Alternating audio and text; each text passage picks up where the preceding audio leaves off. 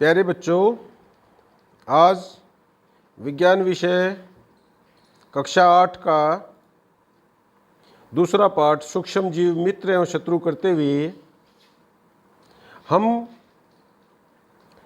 पढ़ रहे थे कि किस प्रकार से सूक्ष्म जीव मनुष्यों के लिए हानिकारक हैं, रोग कारक हैं या रोगजनक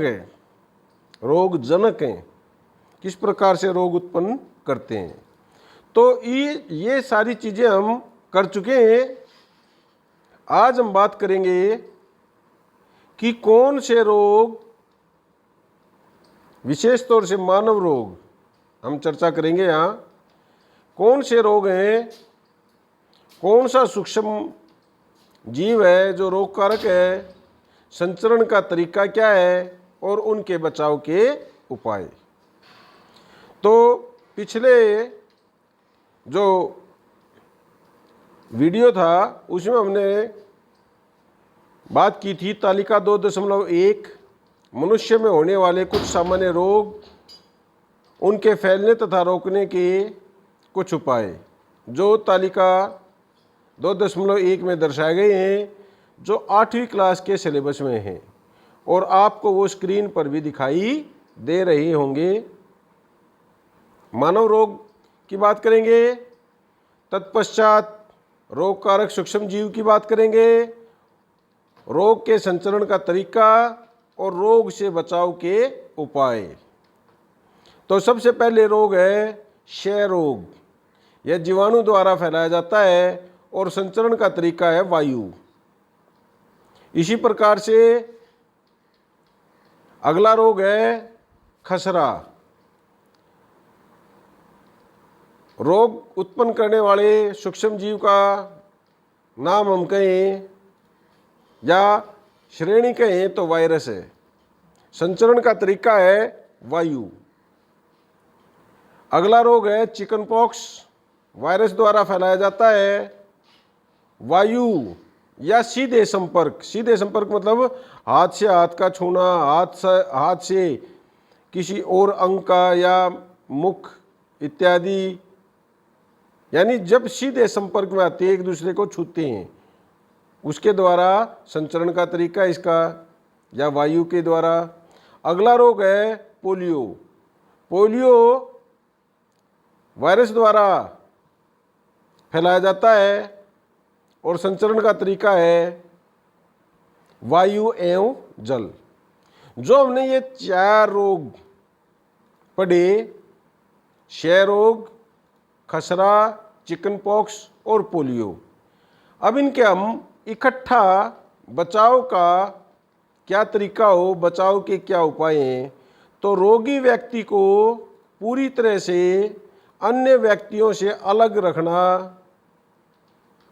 रोगी को व्यक्तिगत वस्तुओं को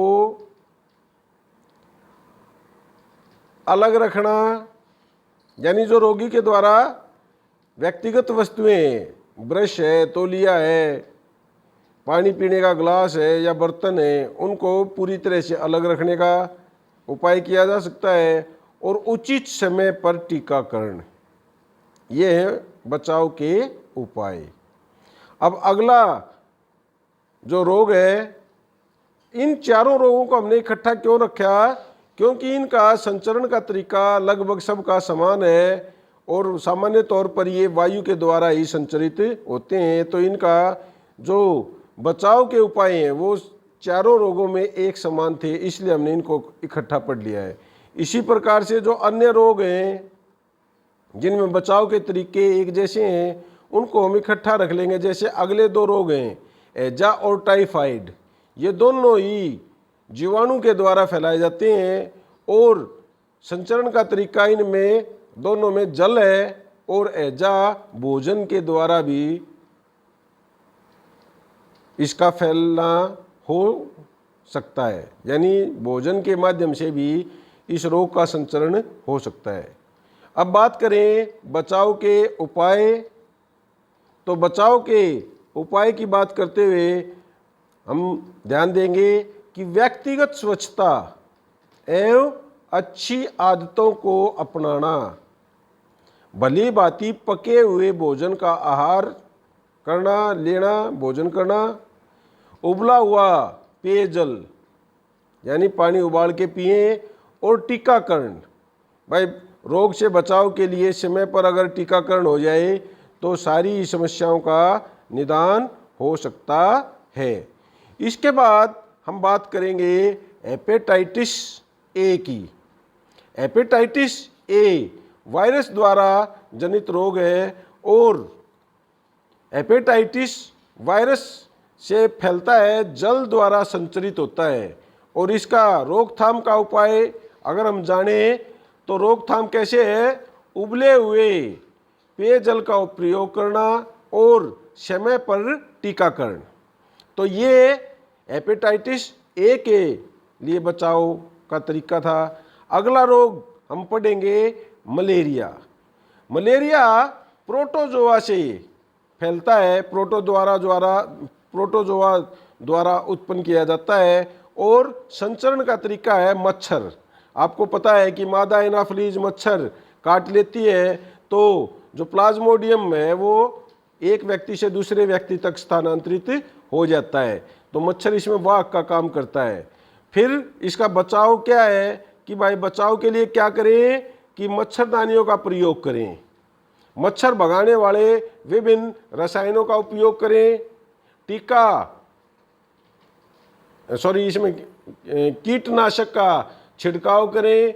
मच्छर के प्रजनन की रोकथाम के लिए कहीं भी हमें जल को खड्डों में या बर्तनों में एकत्रित नहीं होने देना चाहिए, और अगर बाई चांस हो जाता है तो उस रुके हुए पानी के ऊपर हम अगर मिट्टी का तेल या पेट्रोल, डीजल इत्यादि डाल दें तो उससे भी रोग को रोकने से रोका जा सकता है, क्योंकि मच्छरों की जो संख्या है उसकी बढ़ोतरी में रुकावट आ जाएगी। जो मच्छर के बच्चे उत्पन्न होते हैं रुके हुए पानी में होते हैं, बच्चे उत्पन्न करने के लिए मच्छर पानी में अंडे देता है और वो अंडे जो है वो लार्वा, प्यूपा और वयस्क का रूप धारण करते हैं और मच्छरों की संख्या बढ़ती है। तो मच्छर क्योंकि प्लाज्मोडियम का रोग वाहक है, तो अगर हम उस